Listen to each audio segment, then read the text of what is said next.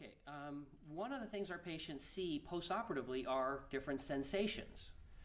And they can have pain or nausea.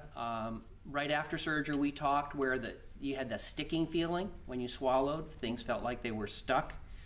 Remember, we had the lady in clinic last week, and she pointed to her left shoulder and said, "Ouch." And she kind of in a slightly accusatory way said, "That bad nurse. She left the pad," remember she called it the pad on my shoulder, "and that's why my shoulder hurts." Of course, we know that that pain is from the surgery. It's a referred pain to the shoulder and not any of the patches that we put on. And in fact, nausea also has another term. A lot of people refer to nausea as upset stomach. And it's hard to envision a stomach that's more upset than one that's just been put in a pair of pliers, crushed, stapled, and stitched on. So some nausea kind of goes with the territory. And we talked a little bit about this in your post-op visit when we chatted a bit and you had some discomfort and things like that. We said, that's me and the surgery.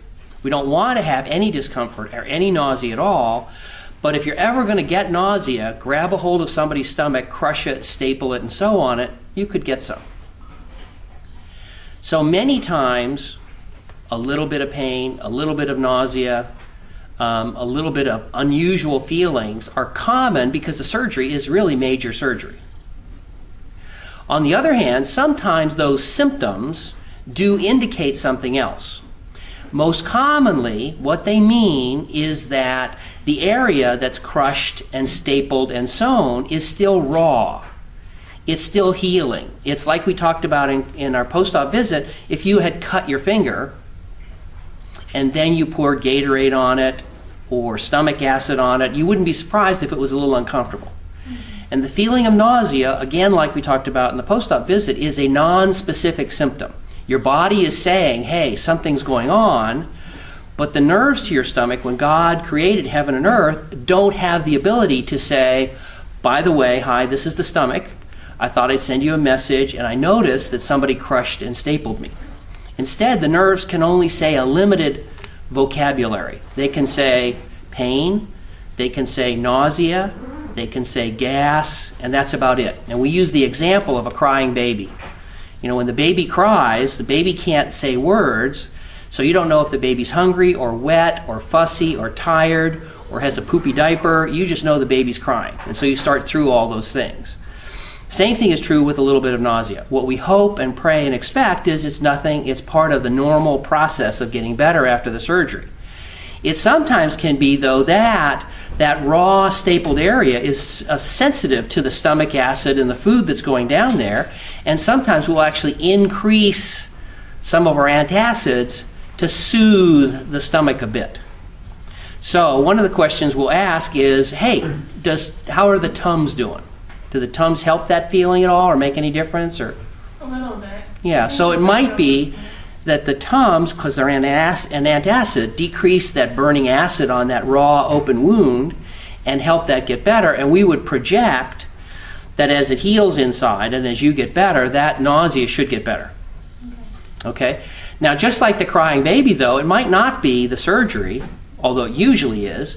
It could be a couple of other things. And one of the other things is, in our female patients, estrogen levels preoperatively are abnormally high.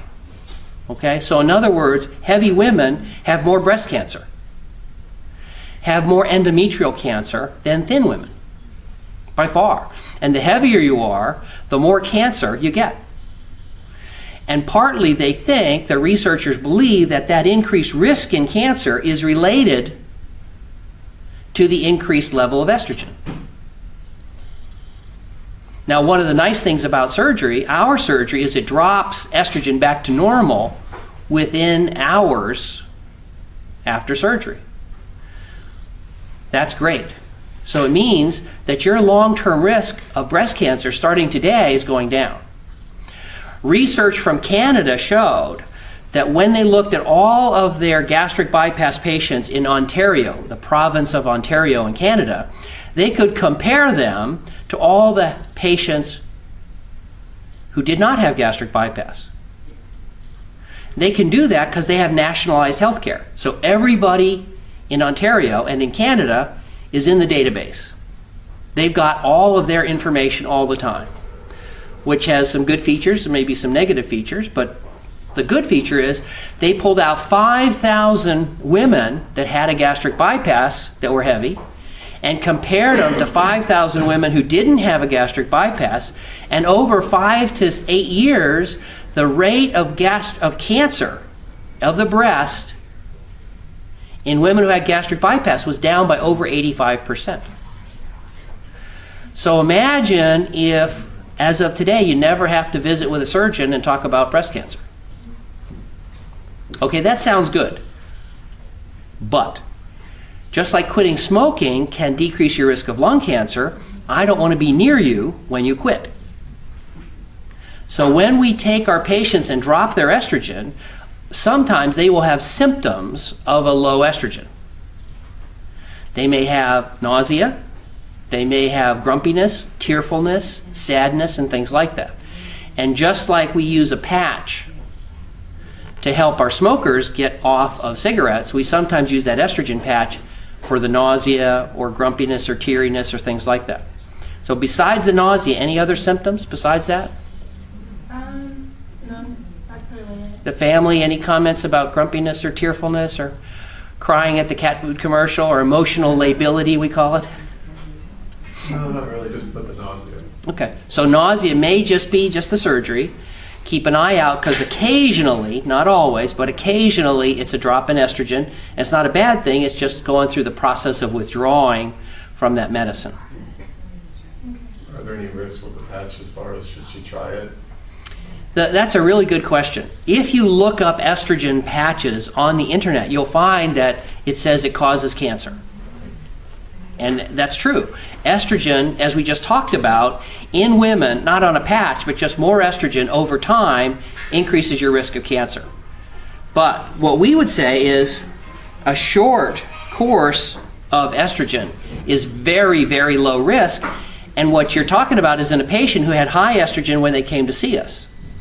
So we feel like a short course, if you're sad or tearful, things like that, is very low risk. Because when you came to us, your estrogen was here. Your estrogen is now going to be very low. And so all we're saying is let's not have sadness or tearfulness or nausea during the coming weeks or months. Let's try and make your recovery easier and smoother. So we say try the estrogen patch. It usually works within 8 to 12 hours. And so it's often worth trying. And we find a lot of people it does help. Now, we don't give you a prescription for long-term estrogen because, apropos your question, taking it for 6 months or years may slightly increase your risk of getting a cancer. Probably less than what you had when you came to see us because you came with all that estrogen. So our patients, we predict, have an 80 to 90% decrease in their lifetime risk of breast cancer. But that sudden decrease in estrogen, in about 1 person in 3 or 4 will have some nausea or tearfulness or changes because just like going through menopause, a drop in estrogen can affect how you think and feel. Does that kind of talk about that? Okay. Other things, let's suppose that it's the most common reason. That is, it's a raw, stapled area that's just irritated a bit. There are things that are good for that. Yogurt, Tums, fiber. Icy cold, good. Hot, maybe not quite as good.